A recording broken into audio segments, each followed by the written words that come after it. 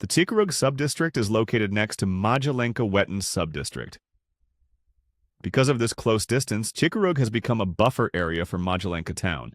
For this reason, it was chosen as one of the possible locations for building public facilities, such as a cemetery. According to stories, in 1930, Dutch colonial soldiers called Marechaussee were moved from Banten and Sukabumi to Majalenka. Their base was said to be in the area where the military housing near Kodam Tonjong stands today. At that time, the place already had several important facilities, including barracks, a hospital, a water tower to provide clean water, and even a morgue. When they needed a place to bury their dead, the Dutch decided to build a Kerkhoff, a European-style cemetery in Chikarug, because it was only about 1 kilometer away from their base. The Kerkhoff cemetery is located around 50 meters from Jalan Ar Saleh. Its large gate can still be seen clearly from a distance. When visitors walk through the gate, they will find the remains of a square building supported by 4 pillars.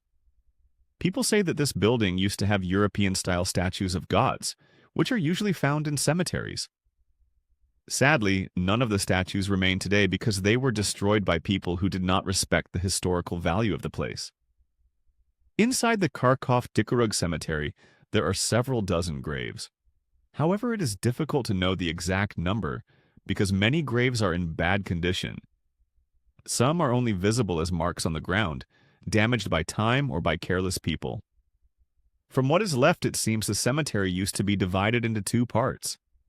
The southern part was for Dutch nobles, officials, and important people, while the northern part was for ordinary people. The whole cemetery is quite large, surrounded by rice fields and houses. The graves of Dutch nobles and officials are easy to recognize because they were bigger and used to have nameplates made of marble. Sadly, those marble plates have been stolen, probably to be sold, so it is now hard to know who is buried there.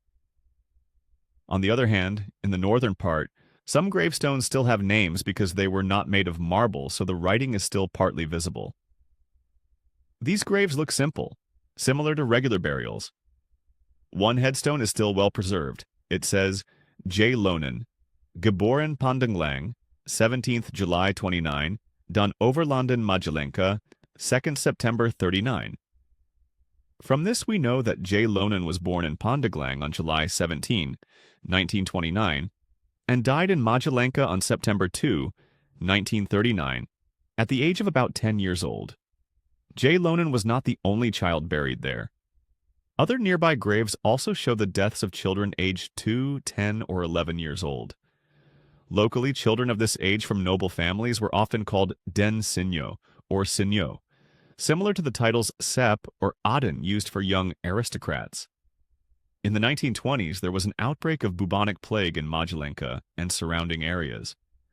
This happened around the same time when many Dutch soldiers were moved from Banten and Sukabumi to Majalenka, as mentioned earlier. It is possible that the plague caused the deaths of these Sinyo children, buried in Kerkhoff Chikarug. The epidemic affected not only local people but also the families of Dutch soldiers. Memento Mori. Remember death. At the entrance of Kerkhoff Chikarug, where the Dutch are buried, many questions remain. When was the cemetery built? Who was the first person buried there? Why did the Dutch choose this place for their cemetery? Even though it is close to Tonjong, its location is still a mystery because it is not near the main road. Maybe the road to Sindangkasai and Kulur, which goes to Maja, already existed during colonial times. J. Lonen and other children buried there might have been the children of Dutch soldiers who lived in the Tonjong military barracks. Today, their graves are silent witnesses to the history of Kerkhoff Chikarug.